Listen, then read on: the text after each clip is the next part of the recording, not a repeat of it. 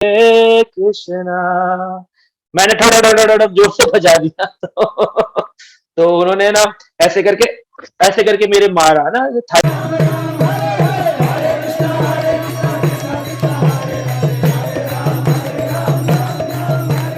प्रभुपाद जी बोल रहे हैं शिवानंद को, उन्होंने लेटर लिखा, प्रभुपाद जी मुझे आप बोलते हैं कीर्तन करो, और मैं तो एक्सपर्ट सिंगर नहीं हूं, मैं कैसे कीर्तन करूंगा?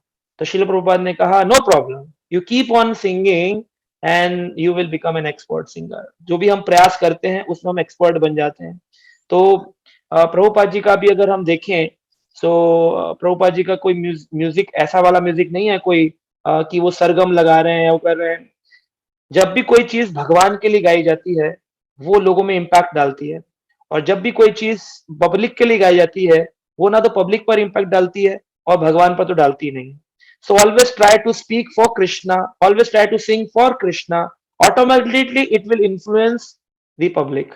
वो डिवोटीज जो होंगे उन पर इन्फ्लुएंस करेगी जब आप भगवान के लिए हर कार्य को केंद्रित करें। और practice makes a man perfect.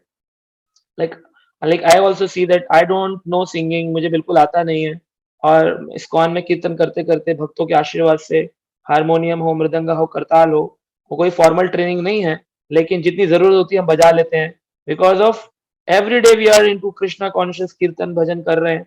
देखते हैं कितने सारे भक्त थे, करताल पकड़ना भी नहीं आता था, पता भी नहीं था इसको करताल बोलते हैं। आज भक्त अच्छी अच्छी मृदंगा बजाते हैं, करताल बजाते हैं, सुंदर कीर्तन करते हैं। सो ये practice makes a man perfect. तो प्रयास करते रहें, ये मत बोलें कि अरे हमें तो आता ही नहीं, हमें तो आता नहीं, ऐसे नहीं आता है कि कितने साल गुजार देंगे। बस लग जाइए, कोई कोई लग जाने की जरूरत है, बस एक जुनून जुनून होता है ना, एक पैशन है कि मुझे भगवान की सेवा करनी है, प्रभुपाद की सेवा करनी है ना। यात्राओं पर जाएं, कीर्तन प्रोग्राम में जाएं, निकाले अपने बैग से करताल बजाने लग जाएं, बजाते बजाते यू विल लर्न।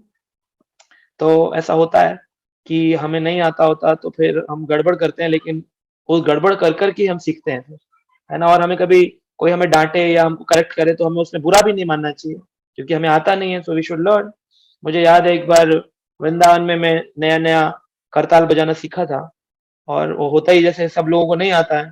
तो एक व्यक्ति कीर्तन कर रहे थे, बहुत सीनियर डिवोटी, हारमोनियम पे वो अपनी ताल लगा रहे थे पूरा सरगम, हरे कृष्णा, हरे कृष्णा, मैंने थोड़ा जोर से बजा दिया तो उन्होंने ना ऐसे करके ऐसे करके मेरे मारा ना थाई के ऊपर। तो मैंने बोला कि क्या हो गया घर, मैं तो बड़ा एकदम से टूट गया, मैं कहा मैं तो सपोर्ट कर रहा था तो उन्होंने कहा उस टाइम तो उन्होंने कुछ नहीं कहा, और मैं उसके बाद में उठा वहां से चला गया। मैंने कहा ये देखो, कीर्तन में सपोर्ट भी नहीं करने देते, यहाँ पर सब लोगों का अपना अपना वो है, अपनी अपनी गद्दियां होती जैसे वैसे हैं। पर लेटर ऑन मुझे जब उनसे बात हुई तब समझ में आया, उन्होंने बताया कि देखो, भगवान की प्रसन्नता के लिए जब कोई चीज गाई जाती है तो हम चाहते हैं वो सिस्टमैटिक हो, ये नहीं कि हम किसी को हटाना चाहते हैं या दुख देना चाहते हैं।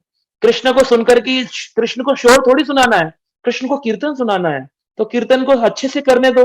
तुम म्यूजिक को ऑफ बीट कर रहे थे। मैंने कहा अच्छा, आई एम सो सॉरी। और फिर मैंने ध्यान से करना शुरू किया, तो फिर बाद में कुछ महीनों बाद वो डिवोटी ने देखा मुझे कीर्तन करते हुए, तो उन्होंने बुलाया और कहा आप मेरे साथ बैठा करो 24 आवर कीर्तन में एंड प्ले करताल। फिर मैं उनके साथ करताल बजाता था, तो मुझे बहुत अच्छा लगा कि देखो भगवान ने मुझे एक्सेप्ट किया अपनी सेवा में। तो अगर आप चाहेंगे तो आप कर सकते हैं, और किसी भी फेलियर को या किसी भी इस प्रकार के जो टीचिंग्स होती हैं उनसे नेगेटिव थॉट्स नहीं आने चाहिए, अरे हमें तो हमारा दिल ही तोड़ दिया, हमें हटा दिया, हमको मना कर दिया, ऐसे नहीं होना चाहिए। So that is how we can grow in Krishna consciousness.